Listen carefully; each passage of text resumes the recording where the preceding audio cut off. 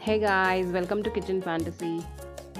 तो दोस्तों, आज हम बनाने जा रहे हैं सबकी पसंदीदा शेज़वान चटनी। ये बनाने में काफ़ी आसान होती है, वहीं खाने में काफ़ी चटाकेदार होती है। तो चलिए स्टार्ट करते हैं।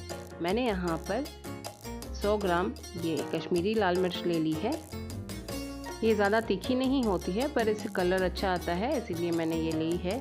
और वहीं मैंने ये 100 ग्राम गुंटूर रेड चिली ले ली है। इससे हमारे सॉस में थोड़ा तीखापन आएगा। और अगर आप थोड़ा तीखा कम चाहते हो तो इस तरह से आप बीज निकाल सकते हो। मैं नहीं निकाल रही हूँ, तो मैं आपको एक ट्रिक बताती हूँ। अब दोनों मिर्ची को मैंने इस बोल के अंदर डाल दिया है और इसके अंदर मैंने डाल दिया है पानी। और अब हम इन मिर्चों को अच्छी तरह से वॉश कर लेंगे।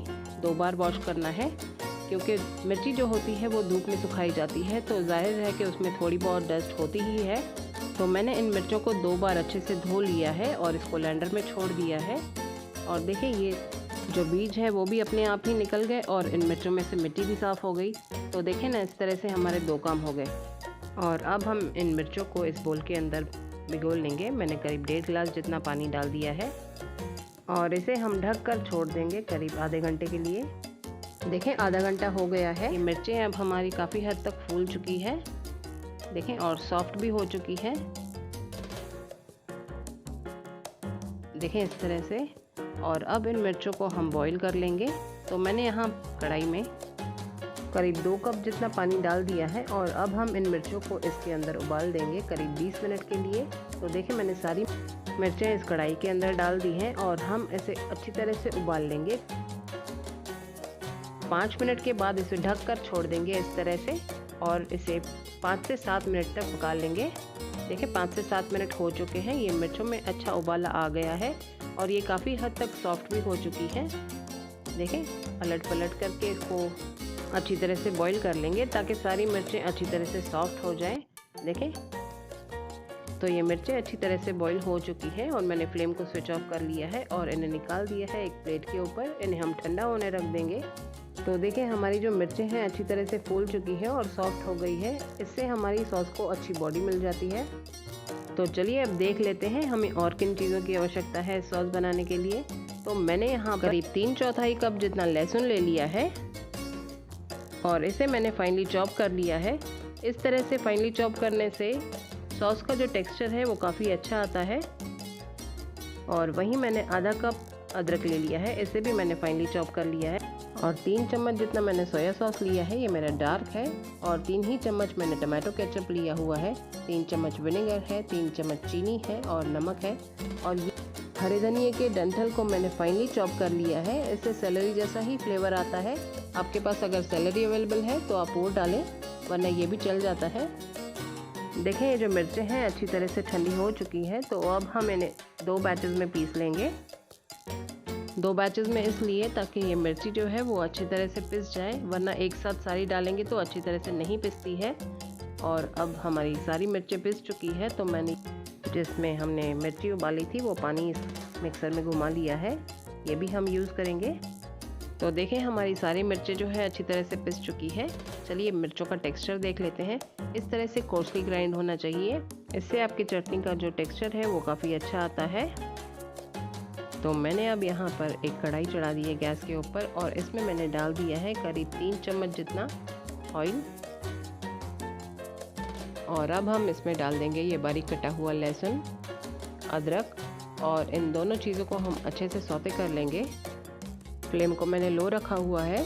हमें करीब 2 से 3 मिनट तक इन दोनों चीज़ों को सौते कर लेना है।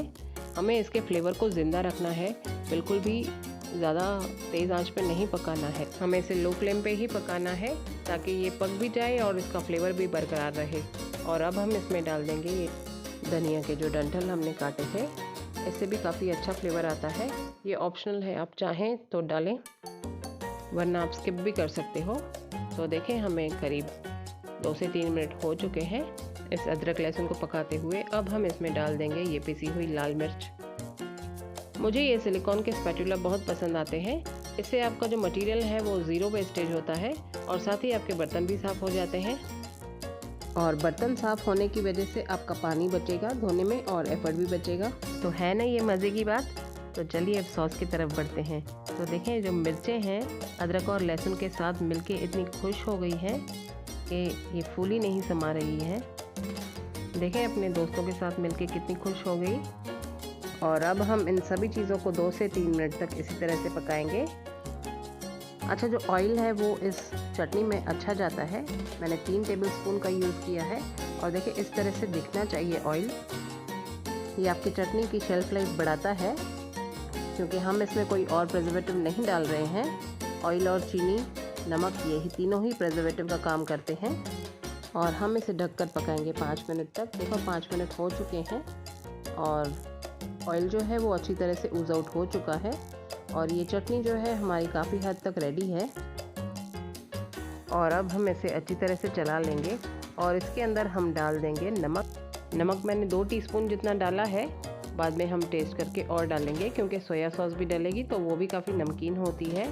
अब हम नमक को अच्छी तरह से मिला लेंगे और इसके अंदर हम डाल देंगे ये सोया सॉस। ये करीब 3 चम्मच जितनी है। और इसके अंदर हम डाल देंगे ये 3 चम्मच टमाटो केचप। इससे एक बहुत अच्छा किक मिल जाता है इस सॉस को। और अब हम इसके अंदर डाल देंगे ये 3 चम्मच जितनी चीनी। चीनी से आपकी सॉस मीठी नहीं होगी, एक फ्लेवर बैलेंस हो जाता है। और अब हम इन सभी चीज़ों को अच्छे से मिक्स कर लेंगे और इसे हम पका लेंगे ताकि चीनी जो है वो अच्छी तरह से मेल्ट हो जाए। और अब हम इसके अंदर डाल देते हैं ये पानी और इसको हम अच्छी तरह से दोबारा से चला लेंगे।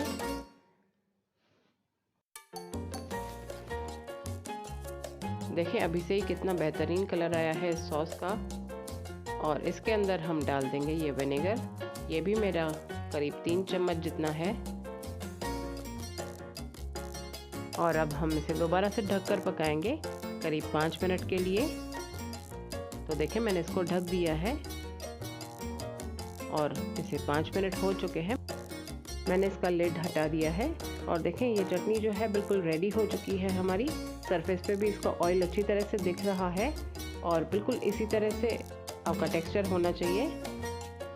और देखें इस तरह से आपकी चटनी का टेक्सचर होना चाहिए।